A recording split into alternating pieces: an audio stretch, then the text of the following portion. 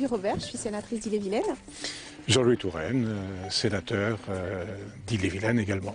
Tous les mois, on fait une visite d'un canton de notre département, tous les deux. On y va? On y va.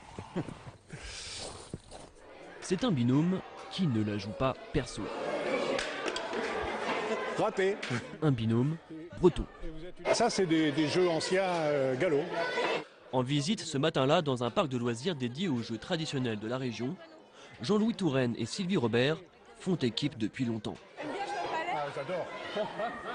Ils avaient déjà fait campagne ensemble pour les élections sénatoriales de 2014. Opération réussie, et depuis, ils mutualisent leurs moyens.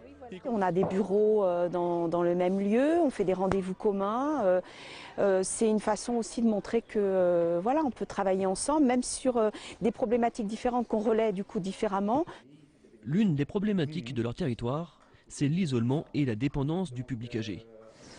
Cette association d'aide à la personne réalise plusieurs centaines d'interventions à domicile par semaine. Une difficulté, le temps de transport. On découpe par secteur, c'est-à-dire qu'on a 3 secteurs et les aides à domicile donc, sont en général domiciliées sur le secteur pour éviter trop de déplacements. Chacun d'entre nous préfère vieillir le plus longtemps possible à son domicile, dans un environnement qui lui est familier, qui est rassurant. Mais encore faut-il satisfaire 2 besoins qui sont des besoins d'une part de sécurité, de savoir qu'à tout moment, quel que soit ce qui arrive, il y aura quelqu'un qui interviendra dans les minutes qui suivent. Et d'autre part, le besoin de socialisation, de conserver une relation avec les autres. Les 2 sénateurs mettent aussi en commun leur réseau. Jean-Louis Touraine est l'ancien président du Conseil général d'Ille-et-Vilaine. Sylvie Robert a été vice-présidente de la région. Jean-Louis a aussi une expérience sur le département qui me nourrit beaucoup en termes de réflexion. Et réciproquement, c'est vrai que moi je n'avais pas beaucoup de connaissances du Conseil régional, nous sommes en permanence sur la même longueur d'onde, que nous travaillons ensemble, que nous nous concertons. On est quand même plus fort à 2 que tout seul, isolé dans son coin.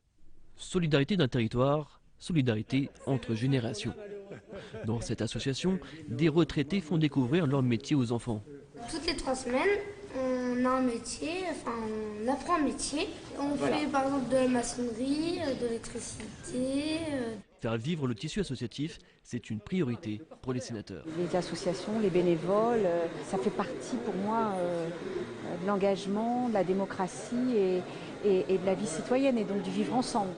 Les sénateurs font leur miel de ces visites en commun pour être force de proposition dans leur travail parlementaire. De travailler avec Sylvie, ça me permet en permanence aussi de soumettre à son appréciation des idées que je peux avoir et réciproquement. Quand elle a des idées et qu'elle m'en parle, on réfléchit ensemble et on se dit bah oui, ça, on peut le proposer de cette façon, on peut proposer tel amendement. C'est vraiment une force. Par exemple, là, je suis en train de lancer avec elle un groupe de travail à l'intérieur du groupe socialiste pour réfléchir sur une véritable politique de gauche demain. 2 sénateurs du même bois. Ils se définissent comme des socialistes pragmatiques. Ils partagent même leurs réserves parlementaires, cette enveloppe qui sert à financer des projets locaux, ou comment la jouer collectif jusqu'au bout.